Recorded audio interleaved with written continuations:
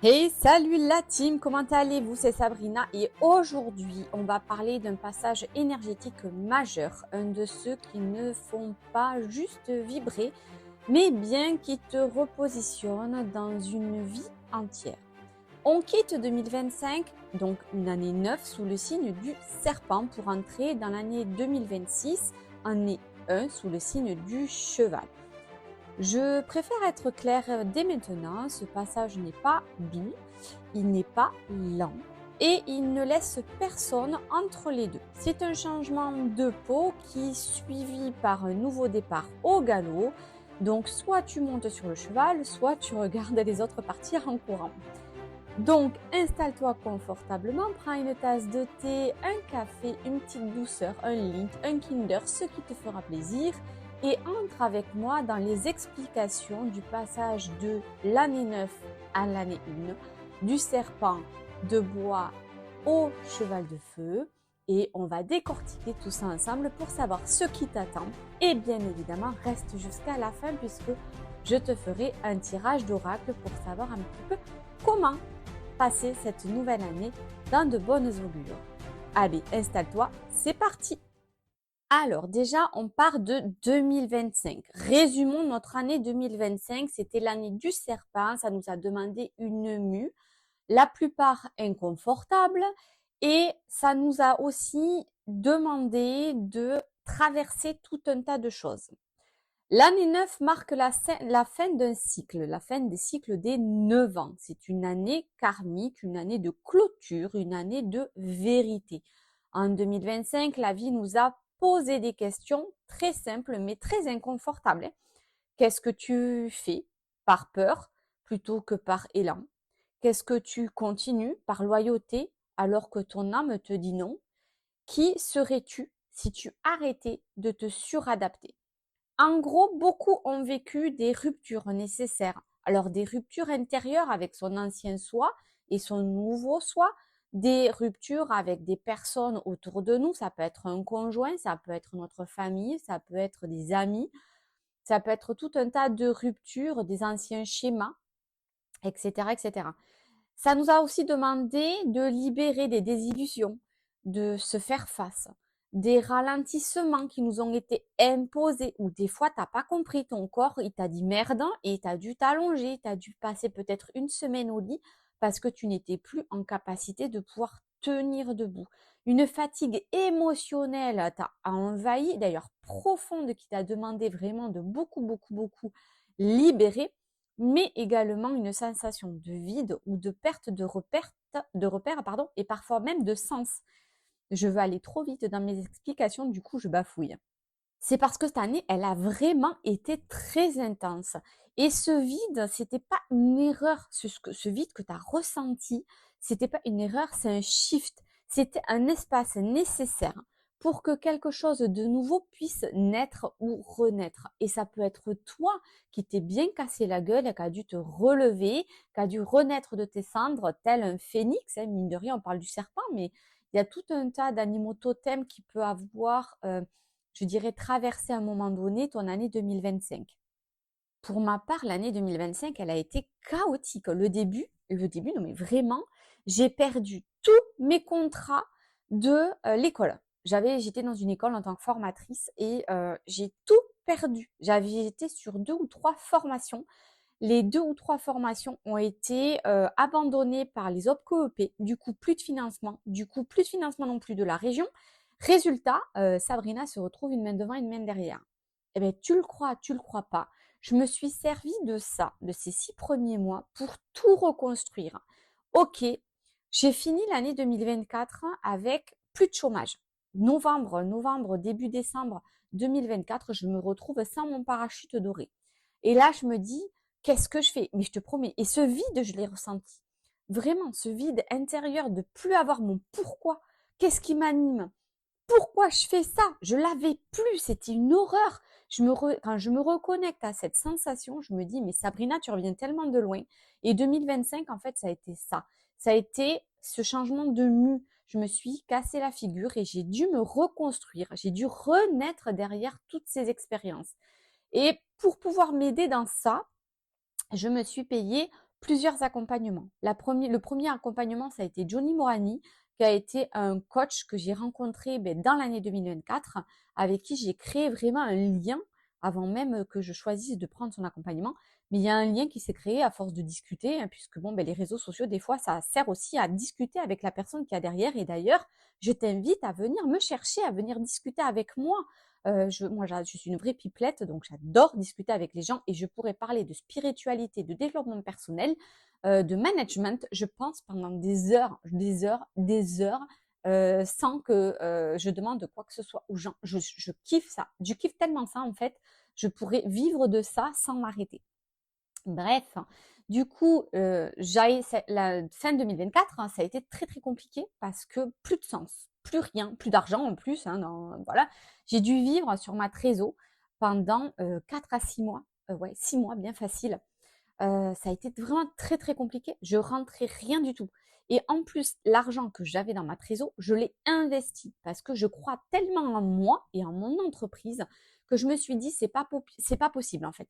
J'ai pas tout quitté. J'ai quand même fait en 2021, 2022, j'ai fait un bilan de compétences. Ce bilan de compétences m'a amené au fait que je suis douée dans l'accompagnement, je suis douée dans le management, je suis douée dans le leadership naturel, dans la formation, etc., etc. Donc, quand on m'a offert sur un plateau d'argent, clairement, un poste en tant que freelance, en tant que formatrice, là, j'ai saisi l'occasion. Ça a été vraiment mon coup de cœur de 2022. Et donc là, je me suis mis à mon compte. Et puis tout roulait, c'était tout facile, tout était facile, tout venait à moi. Fin 2024, ça a été la douche froide, puisque je t'ai dit, j'avais plus mon parachute doré. Et puis surtout, toutes les formations début 2025 sont tombées à l'eau. Plus d'argent dans les caisses de la France, donc plus de formation pour Bibi. Donc là, je suis heureuse. Pour autant, je me suis dit à un moment donné, Sabrina, c'est pas possible que l'univers t'ait fait traverser tout ça pour revenir dans le salariat. Et à chaque fois que je me reconnectais à cette sensation de vouloir venir dans le salariat, je te promets, c'est pas mon psoriasis qui revenait, mais j'avais des sécheresses au niveau des yeux, comme si je voulais pas voir ce que il était clair devant moi, que non, j'ai pas besoin de revenir dans le salariat. Par contre, j'avais besoin de faire un gros travail déjà d'équilibre entre mon masculin et mon féminin. Et pour ça, Johnny Morani, il a été exceptionnel parce qu'il m'a aidé à rééquilibrer mes deux polarités. Mais en plus, il m'a aidé à retrouver du sens dans ce désir de vouloir être auto-entrepreneur, mais également du pourquoi, pour qui. Et ça m'a vraiment permis de me reconnecter à ma puissance intérieure et ça a été très fort et ça a été très intense. Et vraiment, je recommande largement d'ailleurs son accompagnement. Et je vous invite je vous mettrai le lien dans la bio, dans la description, pour aller voir un petit peu ce qu'il fait sur son compte Instagram, parce que c'est surtout sur là qu'il communique, et sur Facebook, je crois aussi. Et vraiment, c'est un homme extraordinaire qui accompagne les personnes, les entrepreneurs à se réaligner. Quand ils ont perdu tout sens, ils reviennent, ça permet vraiment de revenir à soi et de revenir à son pourquoi. Et en parallèle, j'avais mon meilleur ami qui était dans la création de son entreprise et qui avait besoin de tester toute sa partie, toute sa formation coaching qu'il venait de faire, et donc qui m'a aussi prodigué en échange. Nous, on a fait juste un échange de bons procédés. Donc, en échange, il faisait des fleurs de bac et des séances de kinésiologie, de reiki à chaque fois qu'il avait besoin. Et en contrepartie, lui il me faisait tester ses séances de coaching. Et en fait, en parallèle avec celle de Johnny, c'était extraordinaire. Donc là, c'est pareil, mon meilleur ami maintenant a monté clairement sur sa boîte. Il accompagne sur deux polarités là aussi. Il accompagne et les personnes comme toi, moi, qui sont en quête de sens ou qui ont perdu tout sens et qui ont besoin de faire un bilan de compétences. Donc avec Sense Pro, il va t'accompagner sur le bilan de compétences, et avec Able, donc son entreprise, il va accompagner les PME, PMI à remettre du management correct, on va dire, de resensibiliser les entreprises au management, au leadership, à la prise de parole en public, à la cohésion d'équipe, à remettre un petit peu de l'ordre, je dirais, dans toute la partie management. Pourquoi? Pour éviter justement que il y ait des bilans de compétences qui explosent. Parce que si en fait on travaille d'abord à la souche, c'est-à-dire les PDG, les managers à être de bons managers, si on les forme à être des bons managers, ben forcément, ils vont driver leurs équipes correctement, il y aura beaucoup moins de burn-out, beaucoup plus de communication et de joie à travailler dans une entreprise avec des valeurs humaines. Et c'est ce qu'il a mis en place avec Able. Et vraiment, je le soutiens dans cette démarche. Donc, continuons pour mon année 2025.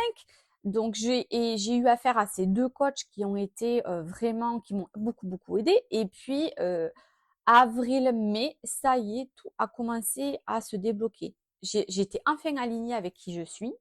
J'étais enfin alignée dans ma polarité masculine et féminine.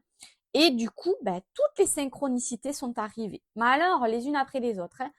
Rencontre avec Adopte ton Pro. Ensuite, j'ai l'ancienne directrice qui me rappelle, qui me coopte pour une autre école, avec qui je rencontre la nouvelle directrice en juin, avec qui ça match. Et bim bam boum, elle me propose un poste de formatrice toujours en freelance pour la rentrée de septembre. Elle me rappelle le mois d'après en me disant qu'elle s'est fait planter par une autre formatrice et je récupère tous les cours de management. Et là, je suis heureuse parce que le management, ben, c'est mon dada, hein, clairement, c'est toute ma carrière professionnelle.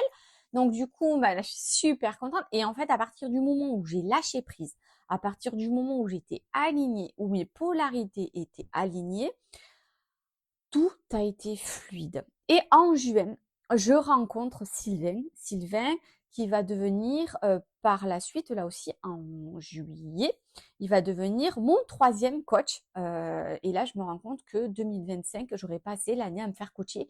Et ça a été pour mon plus grand bien et pour mon plus grand bonheur, quoi.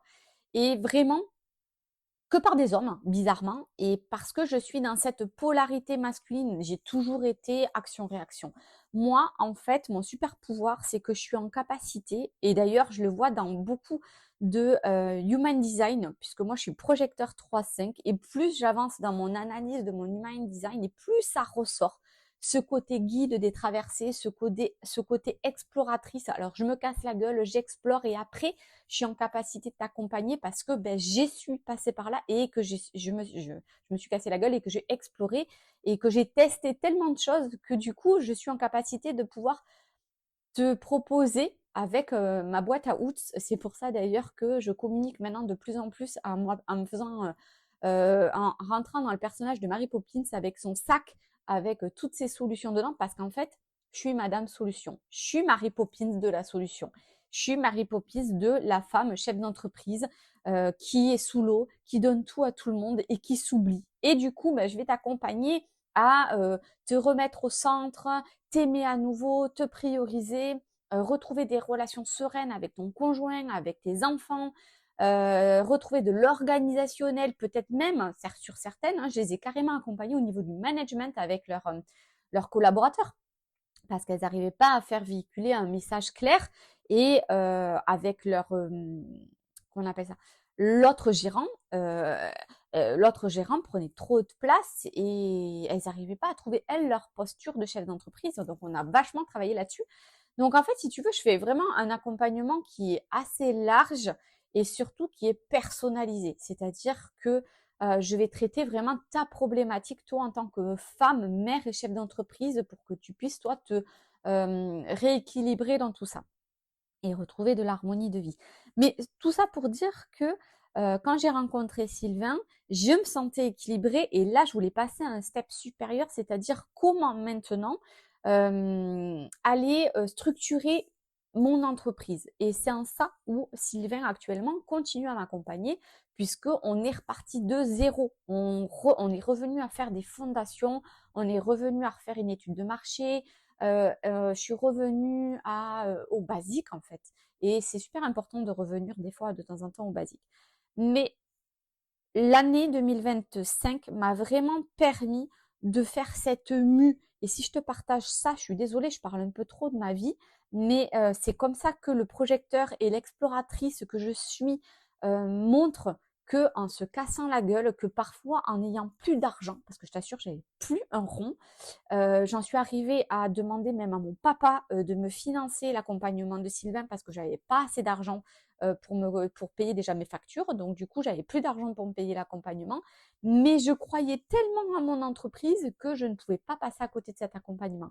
Et c'est vraiment en ça où l'univers fait vraiment bien les choses, c'est que depuis, tout est aligné et j'explore sur cette fin d'année le trop. C'est-à-dire que je me suis trop impliquée, trop investie au point de, encore une fois, sur ces 4 derniers mois, là, de septembre à décembre, au point d'être fatiguée physiquement et moralement parce que l'école prend trop de temps, trop de place dans ma vie et j'en ai pas assez pour mes coachés, j'en ai pas assez pour mon entreprise. Et donc 2026 va me permettre vraiment de co-réguler autant la partie école que la partie accompagnement coaching. Et c'est en ça que cette mue va continuer, je pense, en tout cas pour moi, en 2026. Donc, je résume. 2025, ça a été le serpent, ça a été l'archétype de la sagesse intérieure. Donc, on a ici eu beaucoup d'intuition fine, de lucidité, de la stratégie, de la transformation lente mais irréversible qui a eu lieu en 2025 et c'est ce que je viens de t'expliquer par mon propre parcours. Le serpent ne détruit pas, il mue, il change, il évolue. En 2025, on t'a certainement demandé de retirer une peau qui est devenue trop étroite pour toi. Ça t'a demandé de changer ton identité ou de la faire évoluer, de faire évoluer ton rôle, changer ton masque ou peut-être même carrément l'enlever. Parfois même un rêve qui n'était pas le tien, que tu as voulu incarner, mais c'était pas le tien. Et hop, tu l'enlèves pour revenir à toi. Et c'est une année 2025 où tu as appris à à te taire pour mieux t'écouter, pour mieux sentir avant d'agir, pour économiser ton énergie. 2025 n'était pas là pour te faire, pour foncer en fait, tête baissée, elle était là pour te comprendre, comprendre qui tu es à l'intérieur, comprendre ce que tu acceptes, ce que tu n'acceptes plus. Et moi, ça m'a vraiment, vraiment, vraiment servi dans ce sens. Et c'est ici que le basculement du silence à l'action rentre en considération. Maintenant, tout change. 2026, l'année 1, l'année du cheval, le cheval de feu, l'année du renouveau, du départ. En numérologie, l'année 1, c'est l'année du commencement, de l'impulsion, de l'affirmation de soi, la naissance d'un nouveau cycle de vie. C'est l'année où l'univers te dit maintenant que tu sais qui tu es, ce que tu veux, ce que tu ne veux plus. Qu'est-ce que tu fais? Il n'y a plus de phase test, il n'y a plus de répétition, plus d'attente. L'astrologie chinoise, qui est représentée ici par le cheval de feu, incarne le mouvement, la liberté, l'audace, la vérité, la vitesse. Le cheval déteste la cage, les compromis. Tu vois, les vies trop petites, trop étroites, les décisions prises à moitié. Non, en 2026, tout ce qui t'enferme va devenir insupportable. Tout ce qui n'est pas aligné va te fusiller comme des fissures. Mais tout ce qui est juste va accélérer de façon spectaculaire.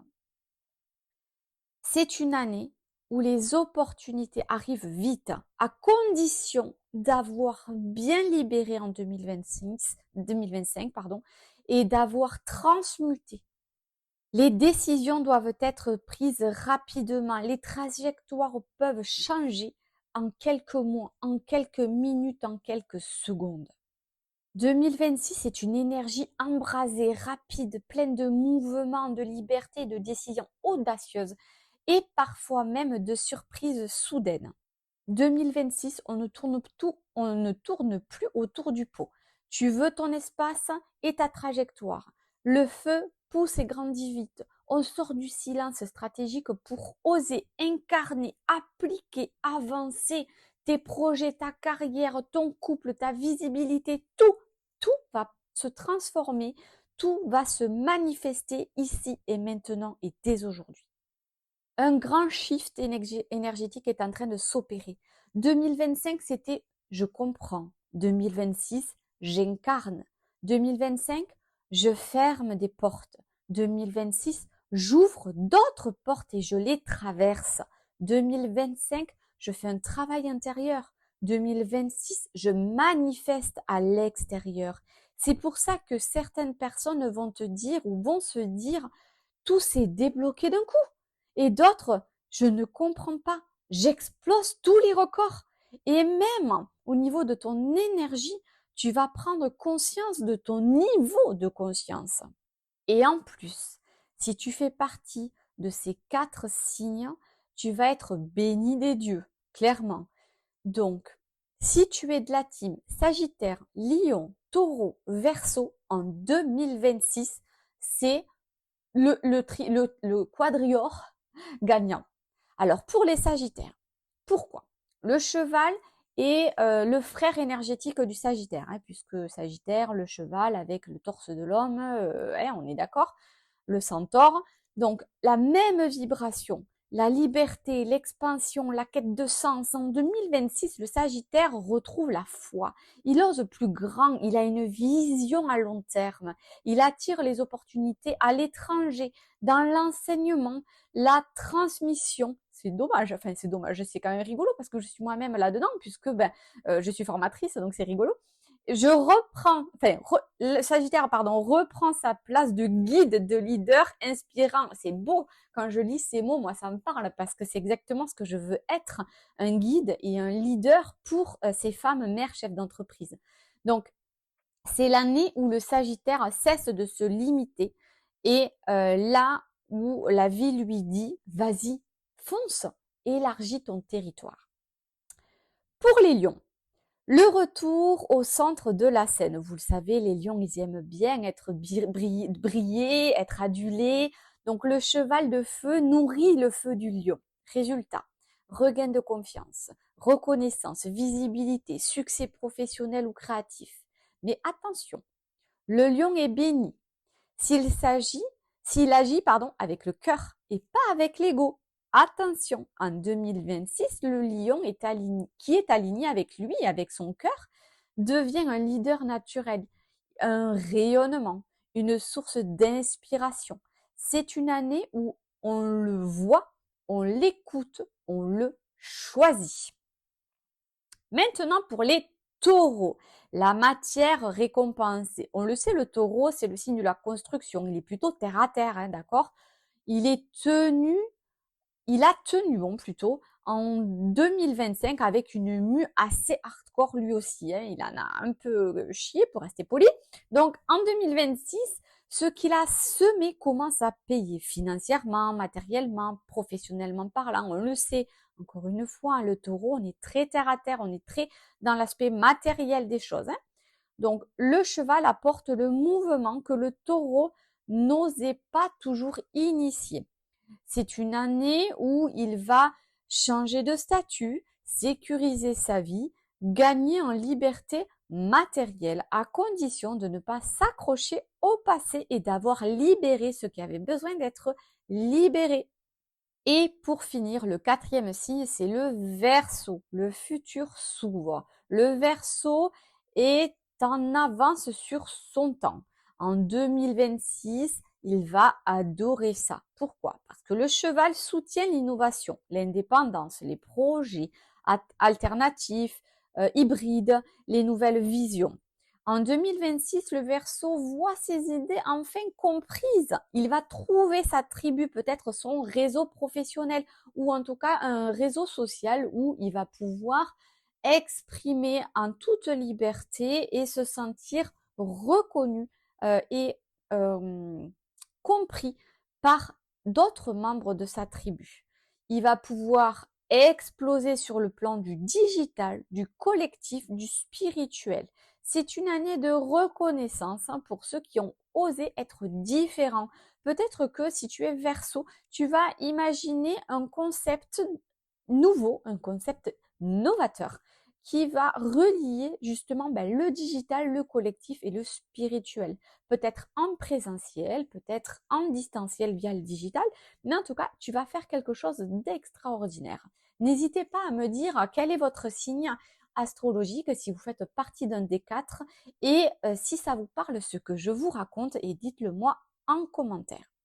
Voilà la team, si tu as quelque chose à retenir pour cette transmutation de 2025 à 2026, c'est ceci. 2026 n'est pas une année douce, c'est une année vraie. Elle ne récompense pas ceux qui attendent, elle récompense ceux qui osent. Tu n'as plus besoin de transformer, tu l'as déjà fait. Maintenant, tu as juste besoin d'incarner, de vivre à la hauteur de ce que tu es devenu. Et crois-moi, le cheval ne vient pas te chercher 2 fois. Maintenant, avant de finir ce podcast, je te l'avais promis, je viens de te faire un tirage de 3 cartes et bien évidemment le dos de deck. Donc, je t'invite à mettre pause à ce podcast, prendre une profonde respiration, souffler. Si besoin, tu fais ça 3 fois, tu te concentres et tu peux poser la question, par exemple, comment va évoluer ma situation professionnelle en 2026? Comment va évoluer ma situation sentimentale? Ou tout simplement, plus largement, quelle est l'énergie pour moi que je dois incarner en 2026? Choisis la carte 1, la carte 2, la carte 3. Si tu as choisi la carte 1, on te dit confiance. On te dit ici de te faire confiance. Fais confiance à ton intuition. Chaque pas que tu fais, chaque décision que tu dois faire, pose ton mental, pose ta tête, comme si tu la sortais de ton corps. Connecte-toi à tes tripes, connecte-toi à ton cœur et fais-toi confiance. Qu'est-ce qui résonne? Qu'est-ce qui dans ton corps te dit oui? Qu'est-ce qui dans ton corps te dit non? Écoute-le, il sait mieux que toi ce dont tu as besoin. Ton mental veut te protéger, ici il ne faut pas l'écouter. On te demande d'écouter ton cœur, tes tripes. Carte 2, tes ressentis. Encore une fois, tes ressentis te disent la direction qu'il te faut prendre. Tes ressentis, ça peut être des picotements, ça peut être des papillons dans le ventre, ça peut être tes mains froides, tes mains chaudes. Écoute encore une fois ton corps et qu'est-ce que tu ressens dans ton corps. On te dit vraiment de te connecter à tes ressentis sur cette année. À chaque fois que tu dois prendre une décision, câble-toi sur ce que tu ressens dans ton corps. Et pour finir, en carte 3, nous avons la carte du soleil intérieur. Ici, on te dit que tu as une puissance, une force intérieure, un soleil qui irradie dans ton plexus solaire et dans tout ton corps. On te dit que tu dois te connecter à cette énergie solaire afin de pouvoir la répandre, afin de pouvoir te sentir encore plus rayonnant, rayonnante, afin de pouvoir incarner pleinement ce que tu es venu expérimenter ici sur cette terre. Et 2026, c'est une réussite. Parce que si tu es à l'écoute de ton soleil intérieur, tout va être une réussite, tout va être livré sur un plateau d'argent. Les opportunités vont affluer vers toi et tu seras en capacité de les recevoir. Et en dos de deck, et ça concerne bien évidemment peu importe la carte que tu as choisie, on te dit l'âme chamane. On te demande de te reconnecter à ton ancêtre, à tes ancêtres chamanes, à ce côté guérisseur, à ce côté tribu, communauté. Entoure-toi des personnes qui te poussent vers le haut. Entoure-toi des personnes qui te font monter en compétence, des personnes qui te soutiennent, des personnes qui te voient qui tu es à l'intérieur et qui ne te jugent pas, qui t'acceptent tel que tu es. On te demande ici de te reconnecter à cette âme chamane, à ce guerrier pacifique, à guerrière pacifique, à ce côté un petit peu tambour, peut-être faire plus de méditation, peut-être aller plus souvent en forêt en 2026, te connecter à la nature, te connecter aux animaux. Voilà, il y a vraiment cette notion de revenir à soi tout en étant, en gros, c'est je suis dans mon individualité au sein du collectif. Voilà, on est vraiment là-dedans. Voilà la team, j'espère que ce podcast t'a plu, qu'il t'a apporté des éclaircissements sur ce qui va t'arriver en 2026. N'hésite pas à me dire en commentaire, à liker, partager, à proposer ce podcast à qui tu penses que la personne a besoin d'écouter et d'entendre ces explications. Je te remercie encore pour ton soutien parce que je suis bientôt à 500 abonnés et j'avais pour objectif en fin 2025 d'être à 500 abonnés, plus qu'une trentaine d'abonnés et nous y sommes. Alors merci encore à toi pour ton soutien.